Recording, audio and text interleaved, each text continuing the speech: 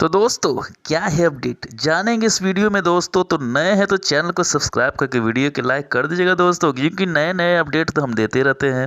दोस्तों लगता है कि आप लोग चैनल को सब्सक्राइब नहीं करते। दोस्तों बता दें कि अपडेट की बात कर लें तो खेसारी लाल यादव दोस्तों आप लोग जानते होंगे और न्यूज़ देख भी लिया होगा कि कल यानी कि दोस्तों कल ग्रीफ बेस में गया जिला में आ रहे हैं खेसारी लाल यादव प्रोग्राम करने के लिए। उन्होंने ऑफिशियली दोस्तों ये कहा कि हम गया आ रहे हैं कल गिरिवास यानी कि 7 मार्च को गया जिला में आ रहे हैं दोस्तों, और रंगारंग प्रोग्राम होगा दोस्तों। मगर दोस्तों बता दें कि गया जिला में खेसारी लाल यादव के साथ साथ और भी कलाकार भी जुटेंगे दोस्तों, और आप लोग आइए और खेसारी लाल यादव को दोस्तों प्रोग्राम में जुड़िए और इन्जॉय करिए दोस्तों, क्योंकि खेसारी लाल प्रोग्राम करते हैं तो जानते हैं दोस्तों कि झूम उठता है दोस्तों।